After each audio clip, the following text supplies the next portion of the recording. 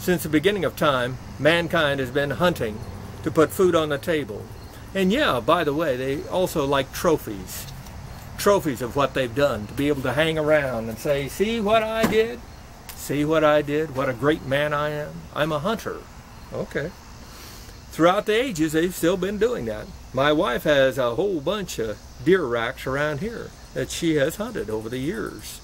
And with pride, she speaks of her hunting adventures. Well, a gentleman down in Florida, he decided to go over to Africa and hunt the African lion. He got all the fees and permits that he needed, and he did everything legal, and he also got a guide, because if you're not familiar with an area, a guide is worth their weight in gold. My neighbor was a hunting guide up in Wyoming for 12 years, and many stories he told me, but the major thing that I gained from him over the course of our friendship was that the first thing he would do is he'd want to see all your fees and your permits and licenses and make sure everything's that way. Then he'd want to check out your ability to shoot. He'd have you shoot in front of him. Make sure that you could hit a target, not just wound it or waste his time too. And then last was just general safety. And the hunter safety card, of course, is part of that. And with that in mind, though, that was what he did before he even considered taking the hunting job that they would offer him. I also did some hunting guide for a ranch indirectly, not paid, but the rancher would say, hey, take your work day off and just go take this guy around. He wants to hunt, and I don't want him hunting on the wrong pasture, so you take him and show him where he can and cannot hunt. And so I'd go with him on that.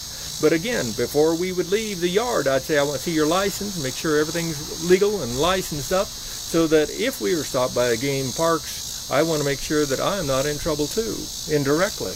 You bet, just for being along with you. So if somebody's over in Africa and paid $50,000 for a once-in-a-lifetime hunt for an African lion, and they see one, and they go after him, and they make a successful kill. Now, this is not some kind of a successful kill where there's a quarter mile in between you and the lion, and you're using a sniper rifle to kill him. No, this old boy, he was doing it with a bow and arrow. He was going to kill a lion with an arrow. Now, that takes some private parts, I'm here to tell you, to get that close. And with that, now, I know, the hunting guide sitting beside him with a high-powered rifle just in case. But be that as it may, he took that lion with an arrow. That speaks volumes to me. At the same time, once they got up there, they found out the lion was a famous lion. It had been tagged, and it had been a famous lion in a park in that area, but not where they were. The lion had went out of the park. Now, they tried to say that they drew the lion out and killed him that way. And of course, that's kind of a scam in itself, because any wild animal, including a lion, will come and go out of parks all the time. That's not something that they can glue into a park, I'm here to tell you. A great example is up in Wyoming. They turned 24 wolves loose, about 20 years ago, a little over that. And of those 24 wolves, and they said, oh, they'll just stay in the area. Well, 500 miles southeast of there, over here between Kansas and Nebraska, just south of McCook, a guy on the state line, he killed a wolf that was messing with his cattle. Now, wolf came from up on that bunch, you bet. And so wolves spread out and will go anywhere they want, just as an African lion will. And if they're not in the protection of a park, then they are fair game for a licensed hunter. But again, they tried to make that old guy act like he had to be the most evil, terrible human being on earth. They even, during one of the news media things, I saw a sign held up, and it said, the lion killer is worse than a pedophile. That guy that killed the lion is worse than a pedophile. And I said, are you kidding me? He did everything right. He did everything legal. And they're comparing him that he is worse than a pedophile. It's a crazy world we live in. Absolutely.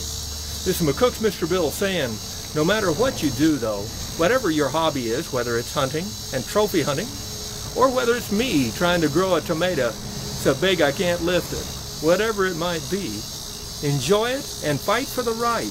because there will always be those people on the other side trying to take that right away from you. Rate this film.